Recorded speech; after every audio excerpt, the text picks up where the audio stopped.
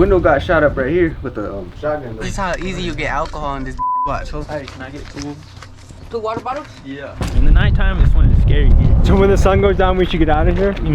Yeah. Everyone comes out. It isn't unusual at all to hear gunshots in some areas of the Pine Ridge Reservation. We're seeing an all-time high of violence and drug trafficking like we've never seen before.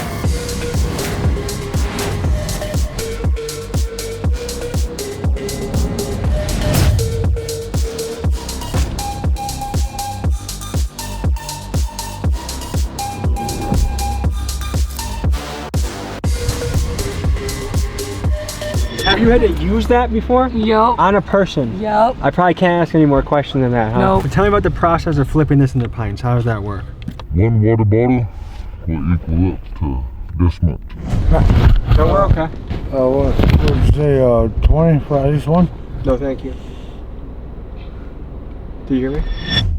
On this channel, we've traveled far and wide to the roughest places in the United States. Of all the places we've gone, Pine Ridge Reservation may very well be the roughest place we've ever been. The stats here paint a remarkably bleak picture. Here, there's a 90% unemployment rate, there's an 80% rate of alcoholism, a 70% high school dropout rate, and nearly half the population has diabetes. There are no banks, no motels, no movie theaters, and there's only one moderately sized grocery store to support a population of nearly 20,000 people that stretched across 3,500 square miles. On this reservation, a third of the homes have no electricity or a basic water and sewage system. The utter lack of industry and commercial activity leave the residents almost no options for employment. With an average annual per capita income of $3,000, this is the poorest place in America. And despite this, you find people here that are striving to make a difference. There's a skate park that promotes sober living and gives the kids a safe place to go. There's a principal that wants to show her students love and support. There's people battling to preserve the culture and teach the kid their native tongue and traditions. It's a place with great challenges, but it also has a lot of resilience and character. Today, we cover the yin and yang of Pine Ridge. We examine history to see how these conditions came to be, and we talk to community leaders to see what the way forward is. Let's get started.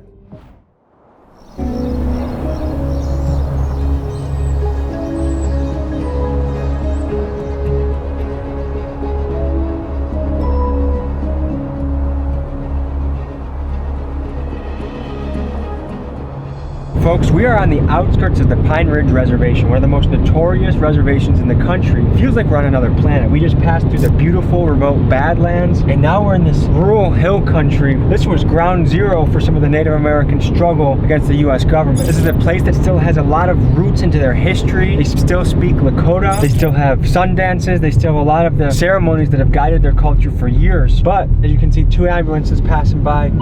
This is also a place that struggles with a lot. Alcohol addiction, meth addiction, high rates of diabetes and obesity. This is arguably the most impoverished place in the country. Incarceration, somewhere between 7 out of 10 men get incarcerated around here. There's a lot of cyclical things at work. The relationship between these folks and the US government is a treacherous one, full of betrayal, full of just dirty tricks. It's an ugly part of American history. A recommended reading for today's episode is Bury My Heart at Wounded Knee. So without further ado, folks, this is gonna be a wild ride. This, folks, is the Pine Ridge Reservation.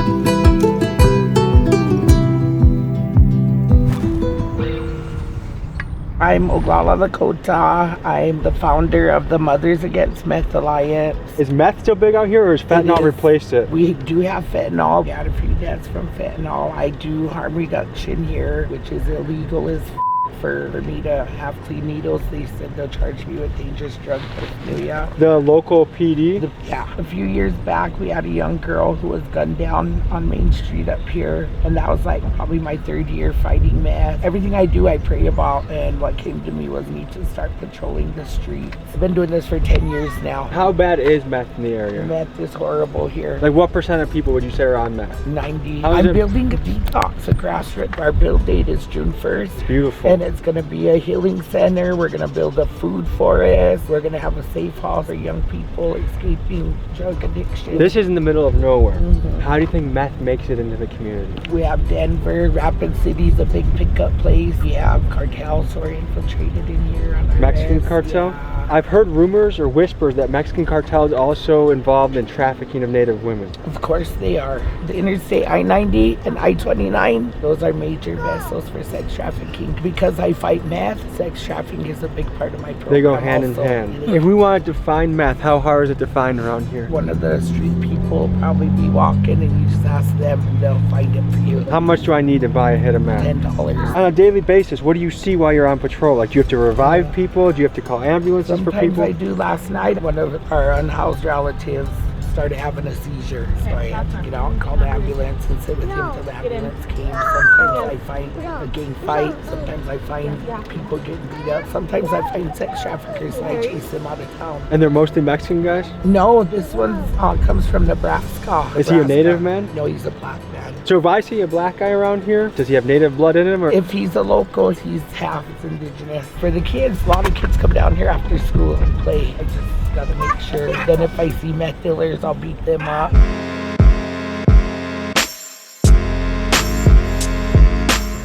What can you fellas tell us about the area? It was rough growing up. It looks like it could be fun, but it also looks like it has some sketchy spots too. There's a bunch of sketchy people, a bunch of like missing women going on, some kids. Does everyone know about the missing women? Yeah. That's no secret around here. No. The Rapid City Police Department is asking for your help finding 26-year-old Michelle Elbow Shield. Pine Ridge woman has been missing since mid-December. Remains of Shayna L., the young man afraid of his horses, were found last night on the Pine Ridge Indian Reservation. I just went to a conference this morning in Rapid City about missing women. They said, oh, it's MMIW. I didn't know what that was, but that's a commonly known thing around here. Where are these women going? Are they getting killed? Are they getting trafficked? Getting trafficked, killed, everything. I just heard from Mother Jules. I don't know if you've talked to her before. That's your grandma? Yeah. Apparently cartel has some roots in here. Yep, there was rumors of the cartel being here. We were just talking about some of the trafficking that's going on. We were at a conference this morning about missing women. Everyone knows about that? Everyone's heard about that? That's sketchy as common. Who is taking them out? Is it their boyfriends? Is it their husbands? Is it random people? Could be random people, could be the boyfriend. Is domestic violence high around here? It's very high. Is it just men hitting the women, or do the women hit the men too? Both. That's a tough way to have a relationship. It really is. I can't lie. It's kind of normal around here.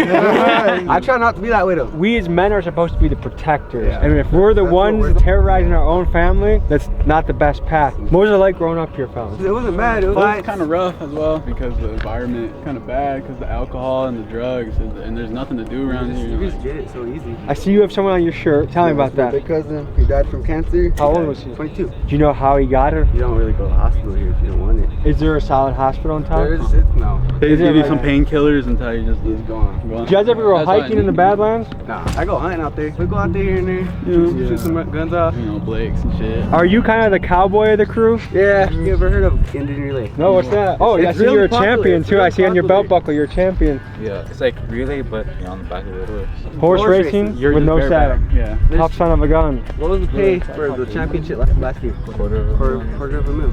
I see Indian relay. Is Indian still a word that someone can use, or is that don't? That's offensive, or don't It's say not offensive. I don't take it offensive. Okay, so if someone says an Indian reservation, that's not like beat the shit out of that guy? No. I think one thing you're gonna notice here is the Oakland Raider logo everywhere you go. So I wonder if there's some like Chicano, Cholo vibes going on. And like even the guy that pulled up with the bandana and the Loke sunglasses, I instantly felt kind of like Mexican gangster guy. Shane just got out of the joint. He's back in time for a visit, so I'm happy that he's joining us. Those are dogs roaming around. They're going packs here, they're dead. Are they friendly? No, they will attack you and they will take you to the ground. It's Really? crazy, yeah. Have you ever been attacked by a dog? I have. More than once? More than once. Holy shit. I've been in and out of prison all my life. I got into the federal system when I was 14. That's young. Went on to a boys ranch till I was 18, on to federal juvenile prison till I was 21. What was the boys ranch like? It got me a high school diploma, a boxing club. It pushed me in a good direction, but coming back to surroundings like this at a young age and being vulnerable, it was easy to get sucked right back in. Coming back to that, gang banging. Am I allowed to ask if you were TBZ? Yeah, I'm TBZ. That was the most powerful gang in the area for a long yes, time, it right? was. Is it still around as much as it used to be? They're still around in the state prisons, federal prisons, here. Is TBZ mostly older guys, or are there young cats in it now? It's generational. Everywhere I go right now, I find that the 14-year-old kids, 15-year-old kids are doing the most crazy shit. Crazy, the guns, kids packing guns, regular murders. Back then there was some, but it wasn't like it is today. But again, it comes back to how they're raised, no role models, and look where we live, where we have to grow up.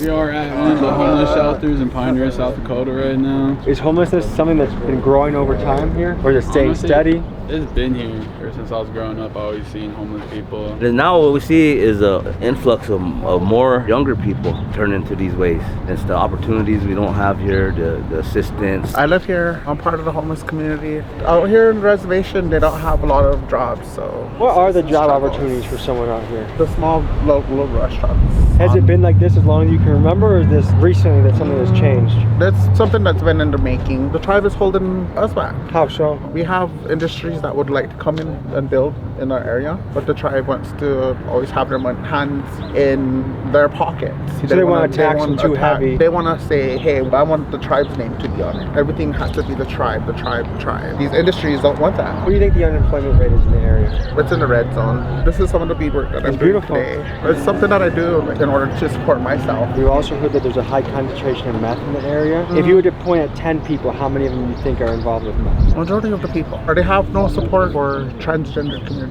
What do you do in the winter if you're homeless around? Would bundle up. We would walk around this area and follow footprints. We would look for older people that drink and that use.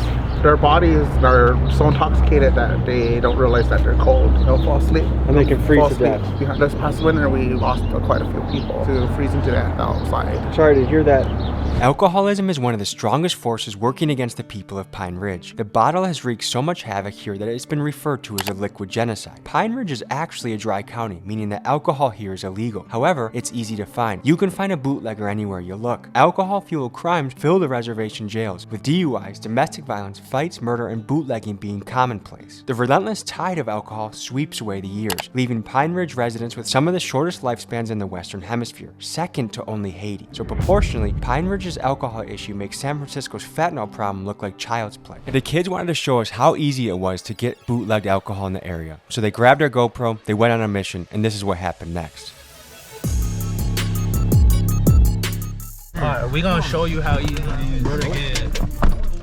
This is how easy you get alcohol in this. Watch, hold on. What do you got? We got $20. We'll get some alcohol. Watch. Boys, let's roll out. Alright, let's go. Mission Impossible.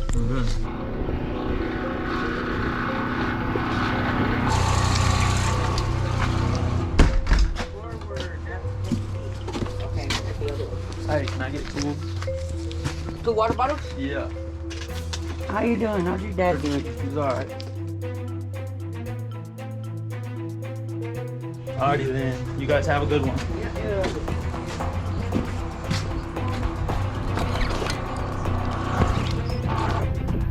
Look at that. That's straight alcohol, nigga. Big down. That's how easy it is in this reservation to get some alcohol. He just walked up in that as you've seen. So much bootleg walk out. We call light skinned. Cameras was just in there though. All blank and shit. One of them was sitting on the couch all blank.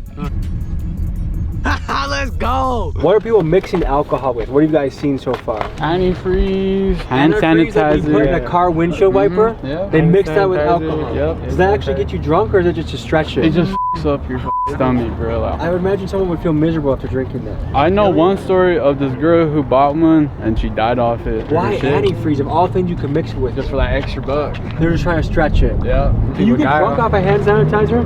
Yeah. Over the years, what have you seen as far as what people mix into the alcohol? Back then it was half pints of Lord Calvert. This new vodka craze is killing our people. It's the lowest grade alcohol you could get. Mix that with the stuff that they're putting in to sell it. Is that creating a wicked hangover for people? Hangover. I talked to a lady at IHS. People coming in with poisoning from all the stuff they're putting into these drinks just to stretch it. There used to be one of the biggest liquor stores in the country around here in Nebraska, right? White Clave, Nebraska, 2 miles from here. Every building was a bar. They made millions on this reservation. Because this is a dry area, right? Dry. The loophole was a place 2 miles away across state lines, sold all the liquor. And it was good and it was bad. Because now you got people traveling on these highways to go get their liquor, which makes the highways more dangerous. Because people are driving drunk. They're not waiting home to drink it. They're drinking on the way home. At some point there was a lawsuit from our tribe, the Oglala tribe, who shut it down. Now it's like a ghost town up there. Have you ever been in a shootout? Yes. In my days it was territorial. Spent a lot of time in Northside, Rapid City. I'm lucky to be sitting here today talking with you guys and in one piece. Has anyone ever been shot at here? I've been grazed on the leg right here. What was that like? It was just a little drive-by, but I mean, That's just normal around here. It's just another day. We're already back from their mission. Yep. This kid wanted to show us how easy it is to access alcohol here. Can I sniff that shit? Here. So, is that a ski? Yeah, we don't have to get it for. Make sure it's f***ing real. Check it. She probably knows.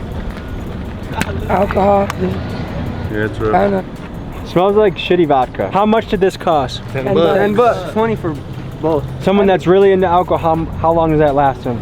Like 30 seconds. Hours. Does everyone here have someone in their family that's been hit by alcohol? Like addicted to alcohol? Everyone. Straight out the jug. This is for educational purposes only.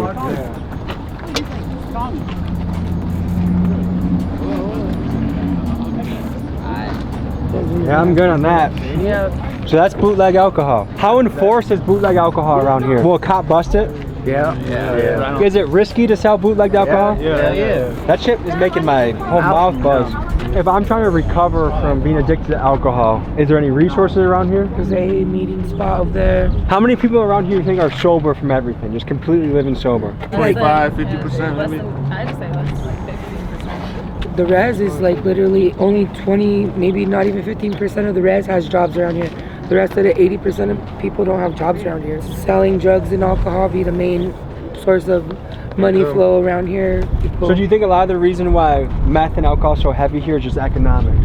If there was better things to be doing, people wouldn't be doing it? If there was more jobs, and then if we had addiction centers and everything, it would be more helpful, but we don't have those like right offhand where someone can just go check themselves in. Do you have any stories of growing up on the res that can give people a picture of what life is like here? The way I grew up was more like traditional and stuff like that, where you go to like the powwows and sun dances and stuff like that. Like there's a good amount of people that are sober, are getting sober, you know, so. I notice a lot of people just walking down the street and kind of just trekking. Is that common around here? Yeah, that's very common. That's very common. Someone walking right there. Where do you think he's trying to walk to? Probably trying to go to the store, probably a blunt wrap. How strong is the police force around here? It's strong, but they take a while to respond. If I break my leg or my grandma gets shot, how long are they going to take to show up? About 30 minutes. Ain't there only like 5 cops around here? Something like that. Is TBZ big in the younger generation? It is big down here, it was. What's the average age around here, like 18 to 20? Yeah. What do you guys want to do with yourselves? I just want to make money. It is a hard place to make a bag. Depends on what you're doing. How much you got to have in a bank account to be like, I'm rich? 1,000 at least. Look at this guy with the, what do you go to Johnny Dane's or something?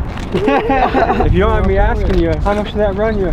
Stole it. You stole it? I ain't gonna lie. This is the Wi-Fi building? Yeah, you go in there, get on computers. The Midwest is a little bit like it too, but it's almost like this place is like 20 years back in time. 40 years back in time. This is whack. I've been to some reservations where people get monthly draw from the tribal government. Does that happen around here? Some people do, not all of us though. There's first of the month check, $200. Who qualifies for that? Pretty much everybody. There's tribal funds that's allocated from the government. Is housing given to you? Do you have to pay for it? How does that work? Each tribal member is allotted 2.5 acres. The majority of people have a mobile home and set it down on their property and do the best they can to try to fix it. Actually, this is my grandmother's house who died some years back. A lot of good memories here. This shows how the home could have been reused for somebody else, but resources here are limited. Actually, right now our housing authority is going out of business, mismanagement of funds. Now they can't remodel these houses. They won't be able to do for X amount of years. Some houses, 5, 6 families living in one house. What can you buy a house for around here? 8, 10. 8 to 10 grand? Do I have to come up with that money or does the GA help me with that? You gotta come up with that. Well, that's my mom right there. How is it raising boys around here? It's hard. You got any stories to illustrate what it's like being a mom around here? These kids have nothing to do. So what else are they gonna do is find something to do to get in trouble. For a kid leaving high school, like what are the most common jobs people do around here? Grocery store. Especially the younger generations, like that's not too glamorous. I would rather be a hustler or something like that. Exactly. We were just at a conference earlier today for missing and murdered indigenous women. Is that something that's widely known in the area? Very wide. I think they run away from their families because there's basically 20 people living in homes, you know, and there's like so much things that probably go on in that home. So they run and then they get caught in situations that are tough? Yeah. Has there been a situation where you ever had to call the cops? All the time. There used to be a meth trailer right back there. This trailer is abandoned back here. I have grandkids. I have her and I have him. And they just party and loud, so we got to call the cops, but they never come. You want to take us to the trailer that you guys have the meth heads that are trying to take over? We go over there? I used to be over here a lot because this is my cousin's crib, like I said. I remember sitting on them couches when I was like 6 and 5. How many of these do you think there are in the area? This window got shot up right here with a shotgun. What was the beef about? Stupid shit, honestly. I mean, we never was really trying to beef, but everyone's all trying to be gangster and shit. How long has this place been abandoned like this? 3 years, 4 years. And who used to live here before? Most times it was kids because the parents would leave them here, you know what I mean? Parents would go and get drunk. I remember that because that was my cousin that would take care of his little brothers and sisters, you know what I mean? Someone died back here? Yeah, I said they themselves, remember? And this is her memorial. Rest in peace. That's sad, man. How old was she? She was a little older. She was an auntie. Do you guys have a dream job in mind? I want to be an auto mechanic. I'm really good at turning bolts. Same thing he does. An auto mechanic. I was thinking mechanic. If I had a magic wand, I'd get rid of most of these meth heads and most of the meth dealers because that's where everything goes wrong. Fentanyl's creeped into the area? No, that's bad out here. It's really bad. Everyone dies off that shit. This ain't safe. No. In the nighttime, it's when it's scary here. Yeah? The most dangerous. So when the sun goes down, we should get out of here? Yeah. Everyone comes out. What's bigger here, meth or alcohol? It's equal. Are people doing meth and alcohol? Yeah. That's a scary combo, isn't it? Yeah. I just saw the Raiders logo on that car. And also, like, I can tell by like the bandana and the glasses, I feel like there's a little bit of like almost Southern California culture mixed in here. No, they're very heavily. Yeah? Did anyone kind of dress like a cholo around here in the summer? Like the high socks? Nah. You ever heard the higher the socks, the downer the food? Yeah, of course. Is this the main hub of the town? This is the East Ridge, North Ridge. Are you guys cool with them? If you guys aren't cool with this side of town, then let's go to the side of town you are cool with. Oh, when I tell you these little youngins, they really be out here. I swear to God, got big ass drakes, everything. How do guns get to the res? I'm from Denver, for real. They're just around. I don't know. And what does a pistol go for around here? About 3, 4. If it's stolen, 250 maybe. I mean, depends on the size. I gotta wear one of these. I'm still doing time in federal prison under new drug laws that came into effect. What was your last bid for? Distribution of methamphetamine. Last bid was for cocaine distribution. So what got you into selling meth? Since I was young, starting out like these guys, the lifestyle that I idolized, everything that come with it. It's not worth it. Doing so much time with the family. I'm 47 years old today. I spent over half my life in prison. Now we're rolling to an indoor skate park. We're at Ground Control, Lakota Skateboarding.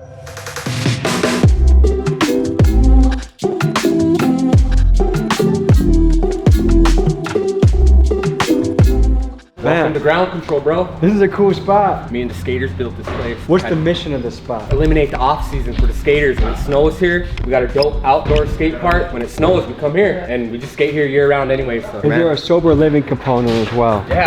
Why is that important to you? I quit drinking almost like 3 years ago. My dad's death was the result of drinking, and I just don't think it's a good thing. And I really encourage the youth not drink and live that healthy lifestyle, because on a skateboard, you can do anything, man. Take you all over the world if you let it. How hard was it to quit drinking, and especially with your peers probably still doing it? How hard was it to pull away and do that? Well, it wasn't really hard. I just quit because just one day it was just too much for me, man, and just hanging over. I quit a month before I got in this building. That's what probably helped me, was building this place. In the future, what we're gonna do is we're gonna get a dope ass kitchen in here, and we're gonna start eventually eating our traditional foods in here. I love it. A lot of the reason that kids are into stuff is because they feel like they don't have many other options or things to do. But this is something. Yep. When is it open? We're open from noon to 8, Monday through Fridays. We're gonna eventually have this place fully staffed, just running like a clock, man. This is really cool what you're doing. You're a leader. People are gathering here. Youth have a place to come. What advice do you have for the youth out there? Just keep following your dreams. If you think you can't do it, know that you can, and write it down, and don't give up. This place is known that there's nothing to do for kids here.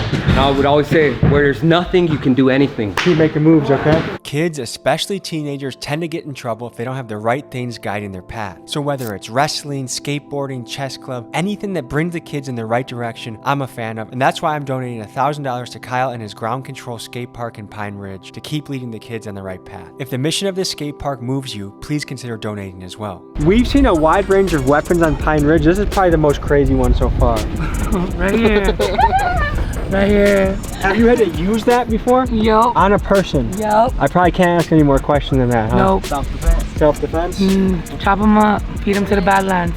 Do a lot of people go missing in the Badlands? Yeah, people disappear there. 2 miles outside of Pine Ridge Reservation and just across the border of Nebraska is the town of White Clay, a place with 4 liquor stores and a population of 8. This town has one purpose and one purpose only: to sell alcohol to the Lakota people. At its peak in 2010, nearly 5 million cans of beer were sold through these 4 liquor stores, leading people to call this situation a liquid genocide. In April of 2017, due to high pressure from Native activists, Nebraska's Liquor Control Commission refused to renew the license licenses for these 4 stores, effectively shutting them down. This has led White Clay to be the ghost town that you now see today. This place used to be the liquor store. I used to come here when I was like 15, 16 years old, and used to be able to buy and stuff too. You have a fake ID? No, they never carded me. They used to just sell that.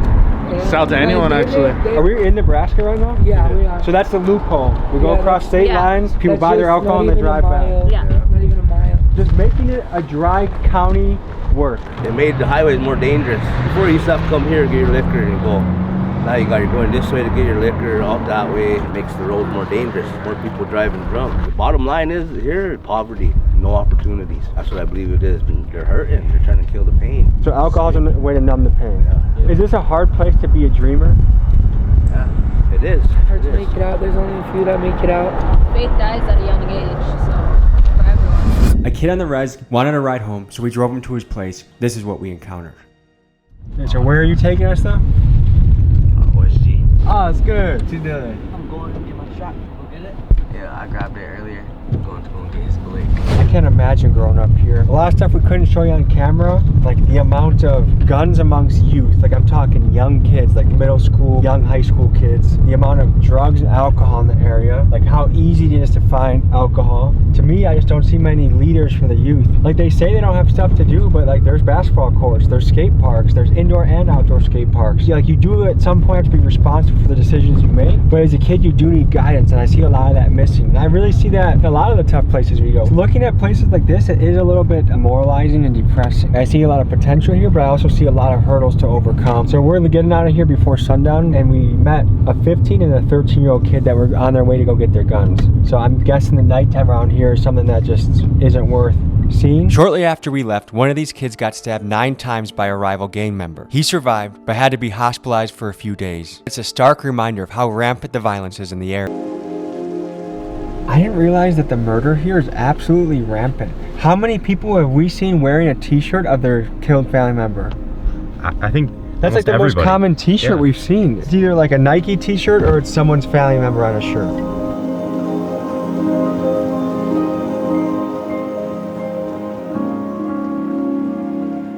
We're going to Lakota Tech High School next. We were invited by a teacher there to come by, and we're going to talk to a principal as well. But today's a very special day in town. It is the day of prom. Hello. Hello. I'm Tommy. Hi, nice to meet you. Nice to meet you. It's prom night tonight. Yes. You excited? Yeah, very excited. I gotta go get dressed. Oh, okay. So we're in a learning institution. First, maybe we teach the people, what are some Lakota words that they can learn for back home? The first thing in the morning is Hihani Wash Day. It's just a good morning. Hihani Wash Day. Hihani Wash Day. Okay. I think if somebody asks you, we eat a lot, so like if you like the food, you're gonna say it's wash day. Wash day. It's good. It's good? Yeah. Okay. When we say goodbye to each other, we never say goodbye. In the spirit world, we believe that we see each other again. Okay. So it's Doksha Ake. Doksha Ake. Ake. Ake. Uh-huh. And that means I'll see you again? Yep. Okay. Yeah. I don't know if there's a translation for this, but big dogs gotta eat. There might be. This is Otto Cooney. Otto Cooney. These are Lakota language teachers. Is there a translation for the term big dogs gotta eat? Big dogs gotta eat. Shunka tanka yatinkte hecha. Big dogs gotta eat. What is it like being a principal in 2024? It is challenging. Yeah. Students are coming, especially after COVID, with a lot of diverse needs. And not just students, teachers too. I feel like I'm helping support teachers learn how to teach again in person, to be engaging with students. I'm giving students hands-on experiences, you know, because when they were learning at home, everything was through a screen. Everything was through a screen. It's hard to learn through a screen. Yeah. Is dropout something that you have to contend with?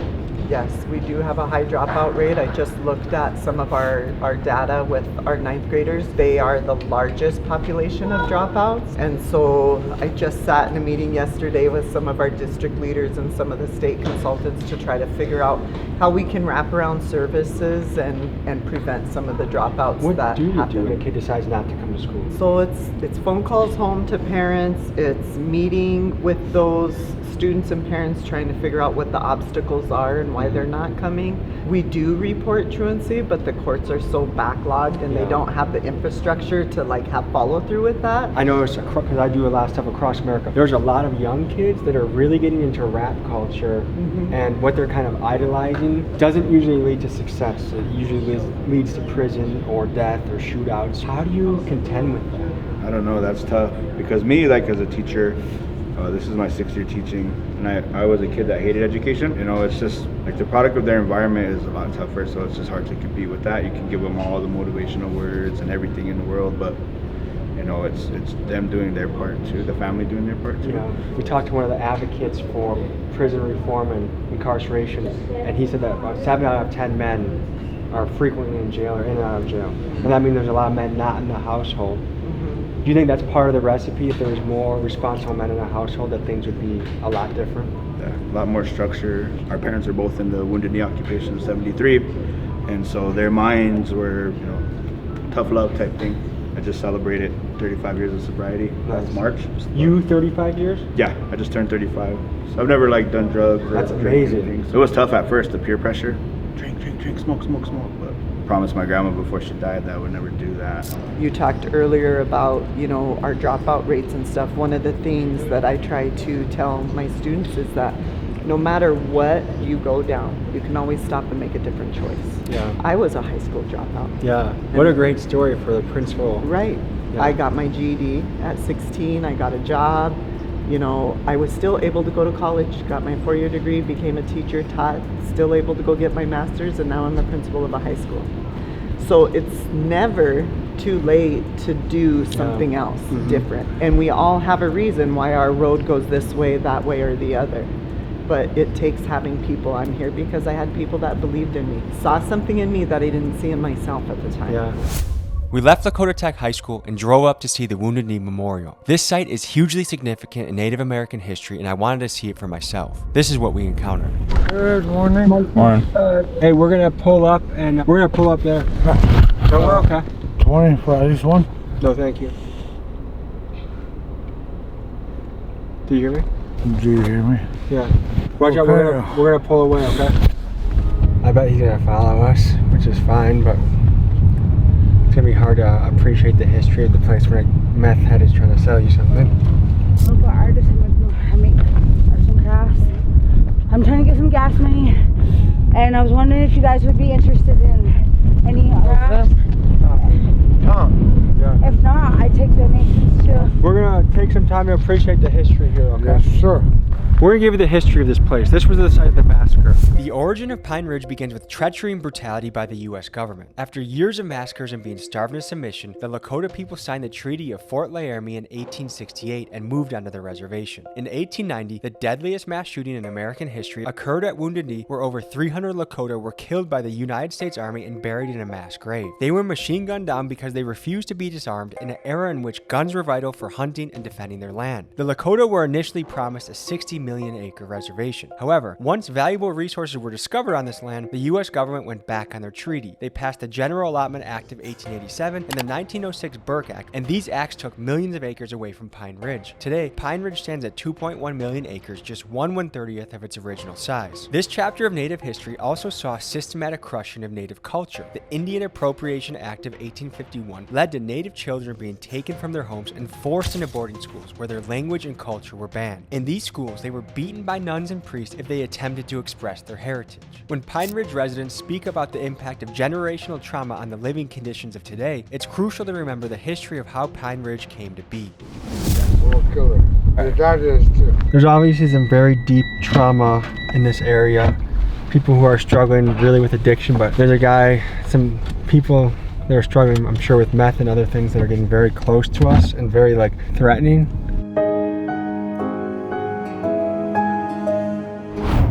We've been a lot of different places in this country. Some of these conditions is unlike anything I think we've ever seen before. And the thing is, when you visit a place like this, is you never know what the answer is. I certainly think there are answers, but I think nothing is going to happen overnight. How do you change people's actions? And then when you look at the youth who are going to be taking over and you see what they're doing, it's like, oh, how does it not get worse? Like, what will it take for those kids to be engaged and excited and creative and using their juices for something worthwhile? Because man, the youth is worth so much. The youth is everything. The youth is our future. We wanted to learn more about the alcohol bootlegging, so we went to a remote part of the reservation and tapped in with some people that could tell us more. Here's what we learned. This place is, I think it almost looks worse than Pine Ridge. What's going on? What up? Can you tell us about you used to be in the game. What was it like? I used to sell like coke, and like sell drugs too, and skips and stuff a little bit here and there just to get you by, whatever, you know. Usually down here, like, there's no jobs down here. A lot of people do it, like almost probably every fucking house does it. But they're so like sketched out and everything, like, because if you get caught down here with it and you have it on you, then putting yourself at risk to go 5 to 10, you know. 5 to 10 years for that? For alcohol. Does that seem like too many years? Drugs, yeah, that's very severe punishment. And you have to do over 80% when it's federal, because it's a federally recognized tribe.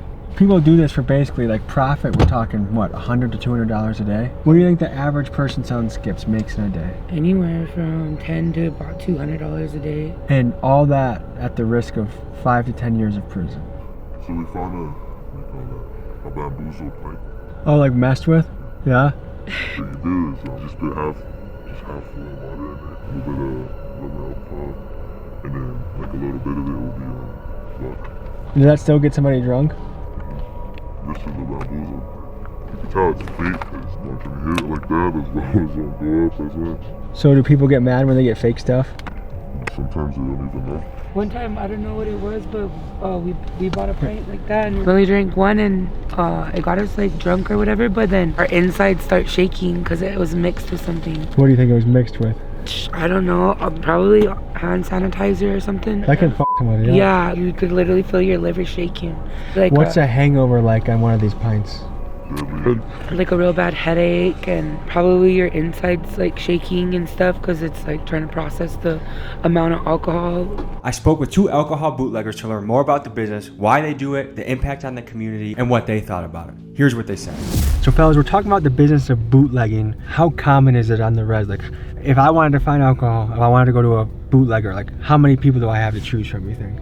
Depends on the housing, whatever housing you go to, each district. There's some people you can go to. If it's in a water bottle, you don't know what they might put in there or whatever, so it's best if you buy it store-bought. So do a lot of people cut it with shit? They usually put Lysol or whatever in there. Then Lysol? Wow. What happens when you drink Lysol? Honestly, Lysol is gonna make you feel ugly, feel stomach sick. Then that's the point where you have to call the ambulance. Then they take you in. Is that where they pump your stomach? Yeah. What attracts people to the liquor when it makes them feel so bad? Whenever they're usually hanging over, sick, or something like that, then they go back to it, so that way they can cure it instead of going to the hospital. So that's why it's such a vicious cycle, because the only way to cure the hangover is to drink more. Let's learn about the lingo. So what's bamboozle mean? That means it's laced or like either that like mixed with Lysol, either hand sanitizer or something like that. What percentage of bottles you buy, pints you buy, they're also called skips, right? Yeah. What percentage of skips out there are laced? It's kind of between 50-50 sometimes too, you know. It depends on who you buy it from.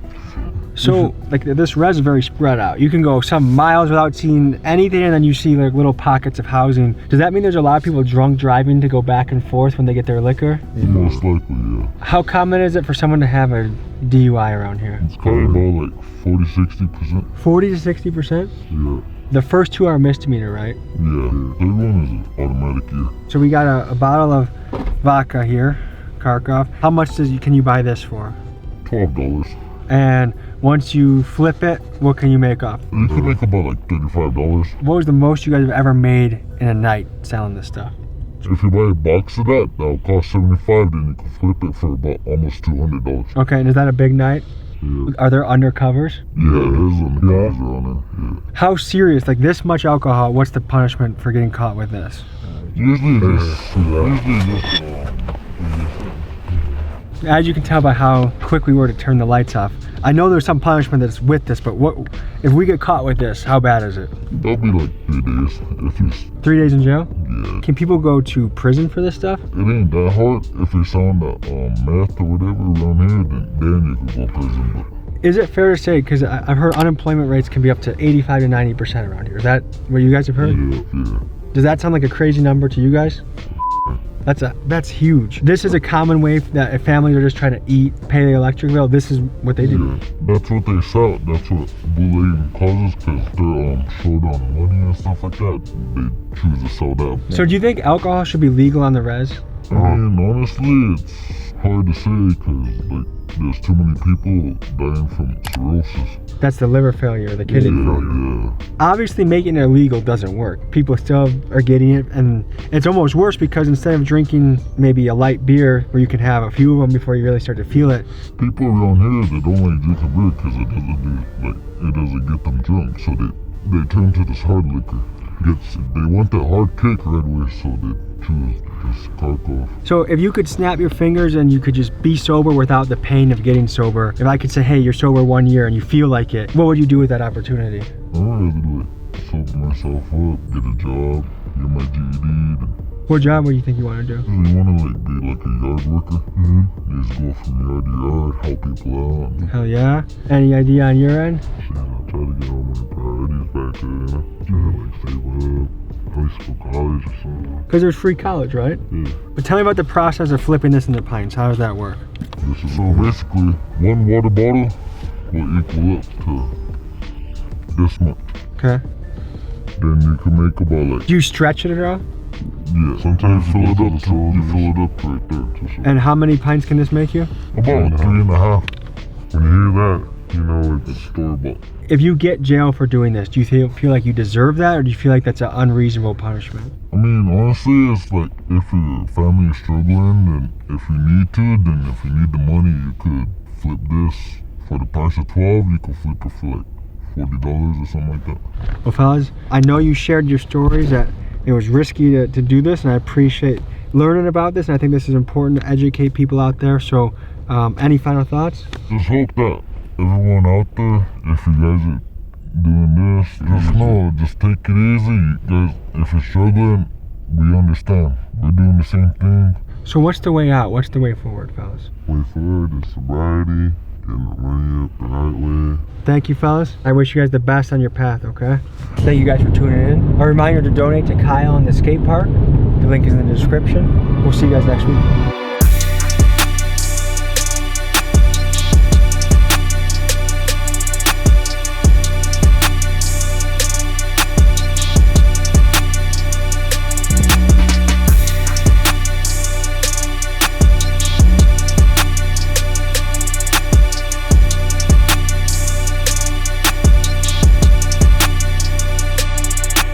Folks, hope you enjoyed this episode. You want to watch another? Here. You want to subscribe? Over here. See you next week.